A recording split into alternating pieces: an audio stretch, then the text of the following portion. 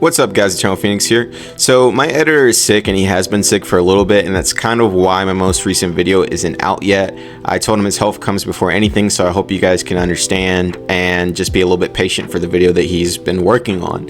But with that said, I thought I'd show you guys 3 anime you should definitely be watching right now. Hope you guys enjoy. So up first we have Goggo Loser Rangers, which as of now has 5 episodes which are subbed and dubbed. And honestly, as cringeworthy as that name sounds, it's a really good show. It's like The Boys meets WWE meets Power Rangers, or in this case, the Dragon Keepers. So essentially, monsters and villains invade the planet, and the Power Rangers are there to stop them, and they beat them so badly, and I mean like outrageously badly, like not like how you would see in the cartoon, or not the cartoon, but the live action show. They beat them so horrifically that only the minions and a few of the lower level little monsters are left. And so they decide, well, why don't we just make a spectacle out of this thing? So every week the minions and the monsters get together, and they have a villain of the week, and they put on this show for the people essentially, and they just beat on them every time they're there. Like every episode for them, I guess in the context of their show that they put on, it's just them getting beat, and they've lost at this point over 999 times.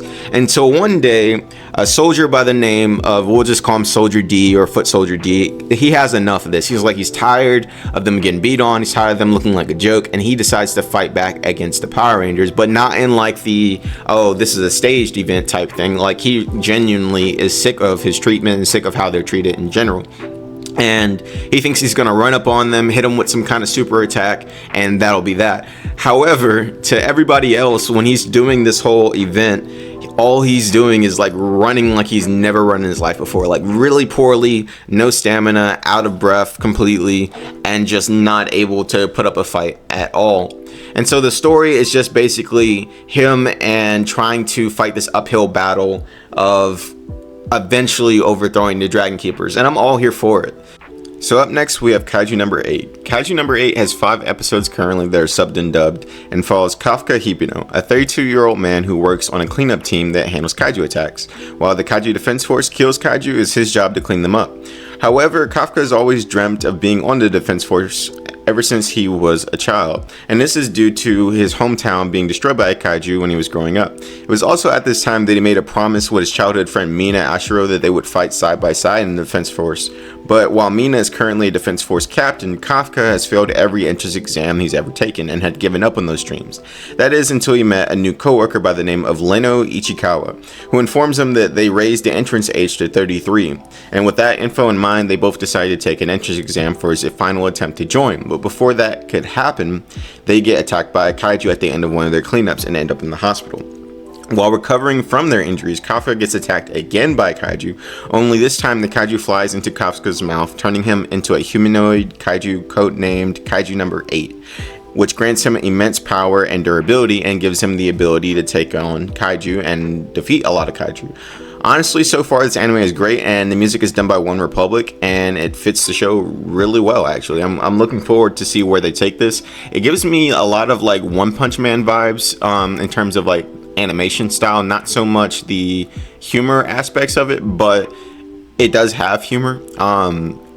And yeah, I'm really amped up to see what the next episode is going to be. And finally, we have Shangri-La Frontier, which has 25 episodes that are subbed and dubbed, and a second season that was confirmed for October of 2024.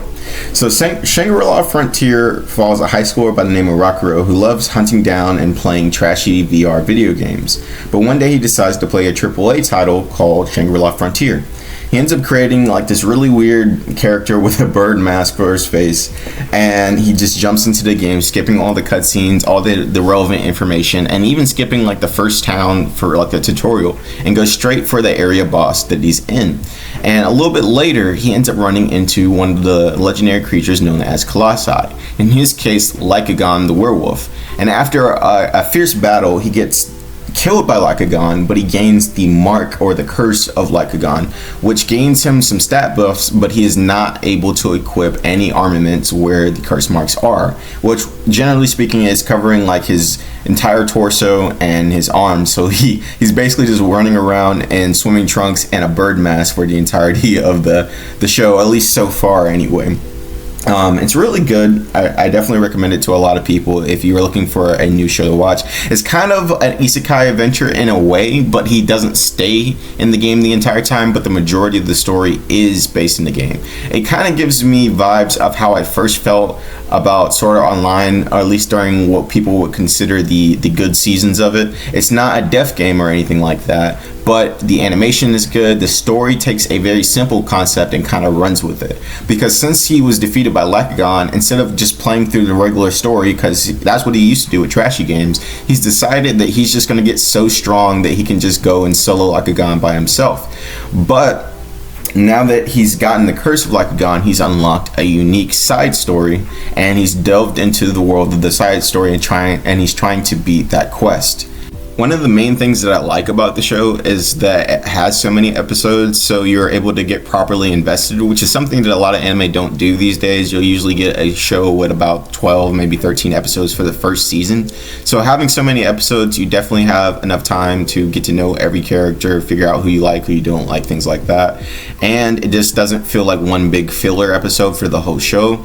I also like that the humor, while it's meta, it doesn't feel like very like out of pocket. It's not like slapstick humor, and it's not like one character specifically is the butt of the joke all the time.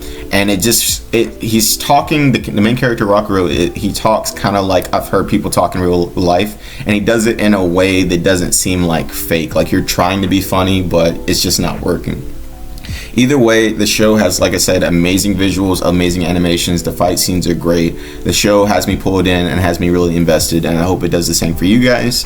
But with that said, this was 3 anime you should definitely be watching right now. I hope everybody enjoyed the video, and if you did, leave a like and subscribe. It's one click for you, but it means a lot to me. And if you have any thoughts on it, just leave a comment. Eternal Phoenix, signing out.